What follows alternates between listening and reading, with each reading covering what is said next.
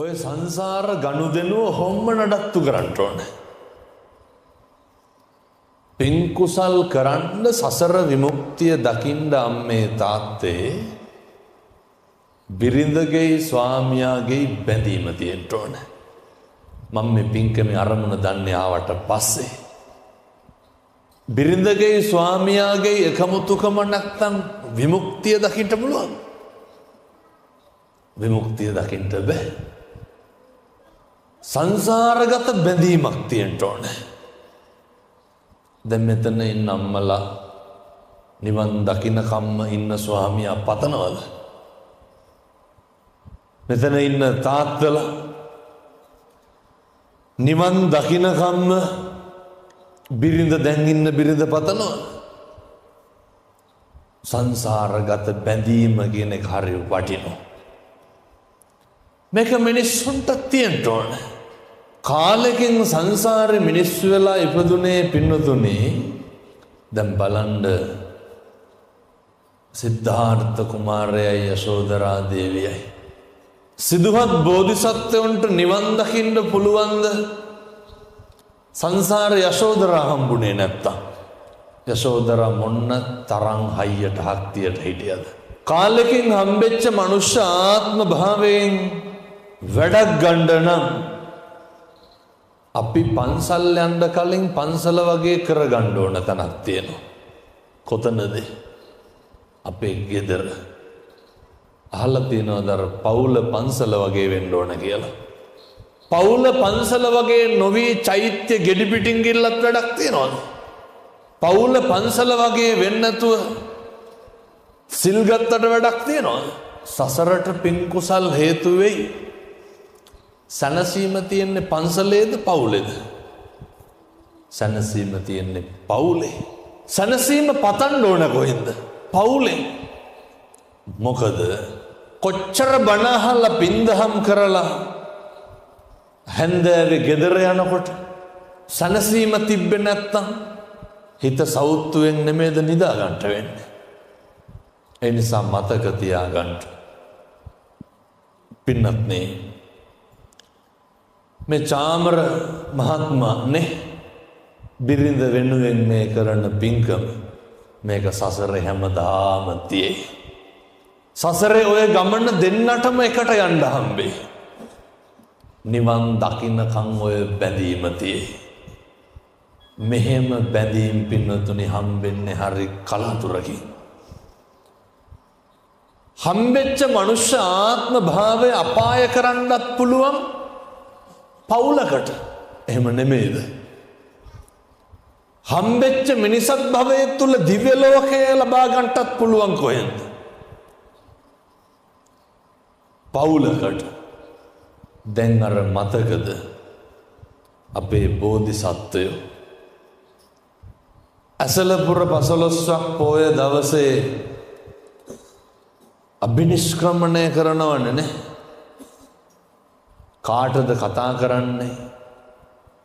චන්නට කියනව නේද? මොන ආශ්‍රයද ලෑස්ති කරගන්න කියන්නේ? කන්තක සූදානම් කරන්න. පින්නතුනේ තත් බෝධිසත්වෝ වෙනුවෙන් කී ලක්ෂයක් අශ්වය මාලිගාවේ ඉන්නද? කොච්චර ඉන්නද? අප්‍රමාණ විදියට අශ්වය හිටියා. බෝධිසත්වෝ චන්නමතියට කිව්වේ කවුරු තෝරගන්න කියලා? කන්තක ලෑස්ති කරන්න. මොකද ඒ කන්තක විතරක්. ජාතක පොත පෙරලනකොට බෞද්ධ සාහිත්‍ය අධ්‍යයනය කරනකොට කොච්චරනම් සංසාරේ කන්තක හම්බෙලා තියෙනවද බෝධිසත්වයන්ට? කන්තක ආත්ම කීයක් බෝධිසත්වයන්ට ස්වාමියා වෙලා තියෙනවද? ජාතක දේශනාව අවසානයේ බුදුහාමුදුරුවෝ කියනව නේද? එවකට කන්තක නම් අහවලාය කියලා. සසර ගනුදෙනුව ඉවර කරන්නට කල්යාණ මිත්‍රයෝ ඉන්න ඕනේ. මොකද කල්යාණ මිත්‍රයෝ මත තමයි පින්නතුනේ අපේ පව් කුසල් සිද්ධ වෙන එක අඩුද වැඩිද කියන එක තීරණය වෙන්නේ. මොකද චන්නෑමතිය විතරක් ලෑස්ති කරගත්තේ සංසාර බැඳීම. පින්නතුනේ කන්තක අශ්වයා නේරංජනාව තරණය කරලා කන්තකට දරාගන්න බෑ සිදුවත් බෝධිසත්වයෝ ආභරණ ටික ගලවනකොට කන්තක ක්ලාන්ත වෙනවා. දෙවැනි අවස්ථාවේ කන්තක ඔලුස්සලා බලනකොට බෝධිසත්වයෝ කෙස් වැටිය කපලා කහවතාවක් දරලා කන්තකගේ පපුව පැලිලා මැරෙනවා. සසර ගනුදෙනුව ඉවරයි කියලා දන්නවා. චන්නමතියා මාලිගාවට යනවා. බුද්ධත්වයේ ලබාගෙන 20000ක් මහා සංඝරත්නය සමග බුදුහාමුදුරුවෝ කිඹුල්ලක් නුවරට වැඩියට පස්සේ දන් වළඳලා අවසානයේ සුද්ධෝදන රජුරෝ මොකද්ද කියන්නේ? මෙන්න මේ මං කියන විදේ ස්වාමියා බිරිඳ බැඳීමක් තියෙන්න ඕනේ. මම මේ අද මෙහෙම බණක් කියන්න නෙමෙයි ආවේ. මේ බිරිඳගේ උපන්දිනයට බණක් කියන හින්දා මම මේක කියන්නේ. තථාගතයන් වහන්සේ දන් වළඳලා අවසානයේ සුද්ධෝදන රජුරෝ ඇවිල්ලා මොකද්ද කියන්නේ? කියනවා නේද බුදුහාමුදුරුවනේ යශෝදරාව කාමරේ අඬනවා. එහෙමනේ. යශෝදරා බුදුහාමුදුරුවන්ට මුණ දෙන්න එළියට ආවද? එළියට ආවේ නැහැ. දුක. සංසාරේ කල්ප ගානක් පතාගෙන ආපු ස්වාමියා මුළු දඹදිවම රජ කරපු රජවරුන්ගේ පුත්තු විවාහ යෝජනාව ගේනකොට සිද්ධාර්ථ කුමාරයා අභියෝග කරලා කියනව නේද සුද්ධෝදන රජුරවන්ට රජතුමනි සැලෙන්න එපා. සූදානම් කරගන්න බල පරාක්‍රමයේ පෙන්වන්න. තරංගේ යශෝදරාගේ තාත්තා මොකද කියන්නේ? මගේ දියණිය දෙන්නේ දුන්නු ශිල්ප, කඩු ශිල්ප, යුද ශිල්ප ශාස්ත්‍රයේ කෙල පැමිණි රජපුතෙකුට විතරයි. ඔච්චර පතන් දැද්දේ විවාහයට අභියෝගේ බාරගන්න. ලක්ෂ ගානක් මිනිස්සු රජවරු මැති ඇමතිවරු ඉස්සරහ අපේ බෝධිසත්වෝ සංසාරේ බුදු වෙන්න පතාගෙන ආපු ඒ පාද පරිචාරිකාව බිරිඳ ස්වාමි දියණිය ලබා ගන්නට අවසානාත්මෙත් ලබා ගන්නට මොකද කරන්නේ? දුන්නු ශිල්ප දක්වනවා, කඩු ශිල්ප දක්වනවා, යුද්ධ ශිල්ප දක්වනවා. සර්වමිත්‍ර බමුණගෙන් ඉගෙනගත්ත ඒ මහා ශාස්ත්‍රයන් වල අනුභවයෙන් තමයි යශෝදරා හා සරණ බන්ධනයට එක්කහු වෙන්නේ. මොන ව්‍යායාමයක් කරත් සංසාර ගනුදෙනුව බුදු වෙනවා කියලා නැවැත්තුවද නැහැ. බුදු වෙන ආත්මෙත් විවාහ වෙන්න ඕන කියලා පතාගෙන ඉන්න ඇති. ඒකට උදව් කරේ කවුද? යශෝදරාට බෝධිසත්වයන්ට යශෝදරා පින්නතුනේ ඇසලපුර පාල් 15ක් පෝය දවසේ රාහුල කුමාරයා ඉපදුනාට පස්සේ අපේ බෝධිසත්වයෝ අභිනිෂ්ක්‍රමණය කළේ. යශෝදරා වෛර බඳිනවද? යශෝදරා දැනගන්නවා දැන් සුද්ධෝදන රජුරෝ කියනවා බුදුහාමුදුරුවන්ට බුදුහාමුදුරුවනේ ඔබ වහන්සේ මාලිගාවෙන් ගියපු දා ඉඳන් යශෝදරා දැනගන්නවා ඔබ වහන්සේ දවසට එක වේලයි වළඳන්. යශෝදරා මොකද කරන්නේ? එක වේලයි කෑවේ බලන්න. දෙන්නගේ සංසාරේ මොන බැඳීමක් තියෙන්නද? බුදුහාමුදුරුවනේ යශෝදරා දැනගන්නවා ඔබ වහන්සේ කසී සලු අතෑරලා රළු වස්ත්‍ර දරාගෙන. යශෝදරා මොකද කරන්නේ? අර සිනිදු සලු සියල්ල පැත්තකට දාලා රළු වස්ත්‍ර දරනවා. ස්වාමි භක්තිය. යශෝදරාවතේ කියනව නේද කැලේ තියෙන කොයි දේවත් රස වේවා, ගව්වෙන් ගව්ව දිව මාලිගයි දිවේවා. දන්නව මුළු සංසාරේ මාවේ රාහුල කුමාරයා දාලා ගියේ මගේ ස්වාමියා වෙන මොකේටවත් නෙමෙයි විමුක්තිය හොයන්න. එහෙම ගියාට පස්සේ පතනවා මේ අවුවේ ඇති රස්මාලා අඩුවේවලු. අවුවේ සැර මගේ ස්වාමියාට දැනෙන්න එපාලු. ගව්වෙන් ගව්ව දිවමාලිගෙදි වෙන්න ඕනලු. කවුරු වෙනුවෙන්ද? මගේ ස්වාමියා වෙනුවෙන්. කවුද මේ පතන්නේ? යශෝදරාව. පින්නත්නේ යශෝදරා දවසට එක වේලක් වළඳලා හිස මුඩු කරලා මාලිගාවේ ස්වාමියා වෙනුවෙන් ඉන්නවා. උපවාස කරනවා. මෙහෙම බිරින්දෑවරු නෙමේද ඕනේ? මෙහෙම බිරින්දෑවරු ඕනේ. ඊට පස්සේ තථාගතයන් වහන්සේට තිබ්බේ නැද්ද පණිවිඩයක් යවන්න? යශෝදරාට එන්න කියන්න පල්ලහැට කියලා පණිවිඩය යවන්න තිබ්බේ නැද්ද? තිබ්බා. ස්වාමි දියණිය ස්වාමියාට එලෙස ගරු බුහුමන් දක්වනකොට බලන්දර බුදුහාමුදුරුවෝ ලෝකෙටම දීපු පණිවිඩේ යශෝදරාගේ කුටියට යනවා. යශෝදරාගේ කුටියට යනවා. යනකොට යශෝදරා අඬනවා. මොන දුකක් තියෙන්න ඇද්දනේ? සංසාරේ කල්ප ගානක් එකටම ආවේ. එතනදී බුදුහාමුදුරුවෝ දේශනා කරනවා සඳ කිඳුරු ජාතකේ. වැද්ද කිඳුරිය ගන්න රජුරෝ මොකද කරන්නේ? කිඳුරා මරනවා. පතාගෙන ආපුවේ බුදුහාමුදුරුවෝ කියනවා අද නෙමේ එදත් මෙහෙමයි යශෝදරා. යශෝදරාගේ දුක කොච්චරද කියනවා නම් බුදුහාමුදුරුවන්ගේ කකුල් දෙක අල්ලගෙන මස් ගොබ මිරි කඩනවා පින්නතුනේ.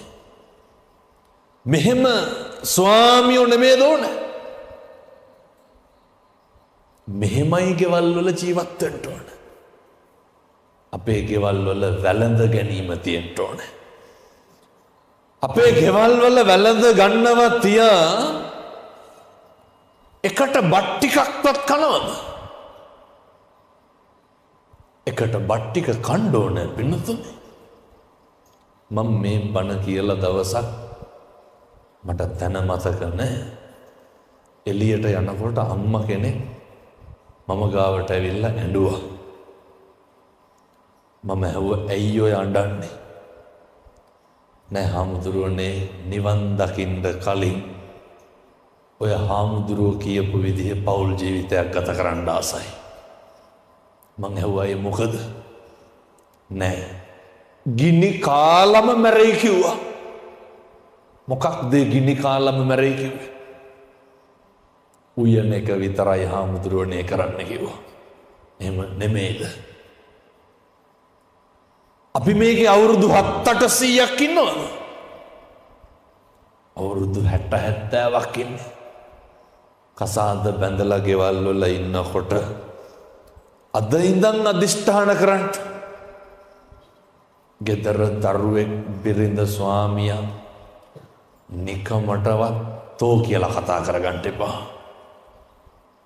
එහෙම කොච්චර අපේ ගෙවල් වල කියනවද නේ? එහෙම තාතෝ කියලා කතා කරනවා. හෙට ඉඳන් නිකමටවත් කියන්න එපා. අවුරුදු 15 පෙන්නට පස්සේ දරුවෝ වැළඳගන්නේ නැහැ. අවුරුදු 15 පෙන්නට පස්සේ දරුවෝ දෙමව්පියෝ වැළඳ ගන්නවද? නැහැ. මේ ගෙදර බැඳීම තදට තියෙන්න ඕනේ. අපේ ගෙවල් වල කොච්චර කුණුහරුප කියනවද? කොච්චර කුණුහරුපෙන් බැන ගන්නවද? ඉතින් සනසීම තියනවද ගෙවල් වල? එනිසා මතක තියාගන්න. ගෙදර පුරුදු වෙන්න ඕන අනේකට ගරු කරන්න. කෑවද කියලා අහනව නේද? මේ පැතිවල නම් එහෙම නැතුව ඇති. දැන් කෑවද කියලා අහපුවාම කොහොමද උත්තර දෙන්න ඕන? එක්කෝ කෑවා නැත්තම් නැහැ. සමහර තාත්තලා කියන්නේ නැද්ද ඔය එහෙම අහනකොට? තෝ දැක්කේ නැද්ද මං කෑවද නැද්ද කියලා? එහෙම කියන්නේ නැද්ද? මේ පැතිවල නැතුව ඇති. ඒ තාත්තලා ළමයින්ට කියන්නකො දෙපාරකට වඩා බත් කන්න කියලා. ඒ නිකම් බල්ලෝනාවන්ට එක්කනවා වගේ. යටි ගිරිහෙන් බෙරියන් දෙනවනේ කන්නම් කියලා. අය මොන තෘප්තියක්ද පින්නතුනි? ගෙවල් කණ්ඩ බොණ්ඩවත් බෑනේ මිනිස්සුන්ට එකට. කියමු බලන්න දැන් දකින්න නිවන මොකද්ද කියලා. අම්මා තාත්තා බිරිඳ ස්වාමියා දරුවෝ තුල ලෙන්ගතුකම බැඳියාව නැතිකොට ඊට පස්සේ වයසට ගියපුවා අර බුදුහාමුදුරුවෝ ගාවට එන්න කොසල් රජුරෝ කියනවා නේද? මෙව ඉතින් තරුණ කාලේ හිතෙන්නේ නැහැ. කොසල් රජුරෝ දකිනවා එක හීනයක් අර 16. මොකද්ද පින්නතුනේ අර එදාම පැටව ගහපු වැස්සි මොකද කරන්නේ? පැටියගෙන් කිරි බොනවනේ. වැස්සියක් පැටව ගහනවා. ඒ වැස්සි පැටියගෙන් කිරි බොනවා. බුදුහාමුදුරුවෝ ගාවට ගියාට පස්සේ බුදුහාමුදුරුවෝ මොකද්ද ඔකට කියන්නේ? රජතුමනි අනාගතේ දෙමව්පියෝ දරුවන්ගේ වහල්ලු වගේලු ඉන්නේ නැද්ද? එහෙම නැත්නම් අහන්නකො ඔය වයස ගම්මලාගෙන් තාත්තලාගෙන් උන්දලා ගණන් ගන්න එක දරුවෙක්වත් දෙමව්පියෝ ගැන තකනවද? එක දරුවෙකුටවත් මතක නැහැ අවුරුදු 20ට කලින් ජීවිතේ මතකද? නැහැ. අනේ අර දෙමව්පියෝ වහල්ලු වගේ ඉන්නේ. දරුවෝ කියන එකක් තමයි. ඔය එක අම්මා කෙනෙක් පන්සලට ආවට පස්සේ මං කොළඹ ඉන්නකොට මම ඇහුවා අද මොකද තනියම කියලා. අම්මා කියනවා නෑ හාමුදුරුවනේ අර කට්ටිය සේරම ට්‍රිප් එකක් ගියාලු. කවුද? පුතයි බිරිඳයි දරුවෝයි සේරම ට්‍රිප් එකක් ගිහිල්ලා. ගෙදර කවුද? අම්මා විතරයි. ඔක අපිට වෙන්නේ ඇයි ඔහොම? ඔක හිතන්න එපේ. මේවා තාම වෙලා නැත්තම් ඉස්සරහට වෙයි. ඔය අපි අපේ අම්මට තාත්තට සලකලා බලලා තියෙන්න ඕනේ. අපි අපේ දරුවෝ හදනවා වගේ තමයි අම්මයි තාත්තයි බලා ගන්න ඕනේ. බොහෝ දරුවෝ අම්මගේ තාත්තගේ දේවල් හරියට පස්සට දානවා. කොහොමද ඒ පස්සට දාන්නේ? මෙහෙම කරන්න එපා. අපිත් වයසට ගියපුවාම අපේ දරුවොත් අපිට මේක කරනවා. මං ඔය අපේ පොඩි හාමුදුරු කෙනෙක්ගේ තාත්තා කෙනෙක් අසනීප වෙලා පණිවිඩය දෙනකොට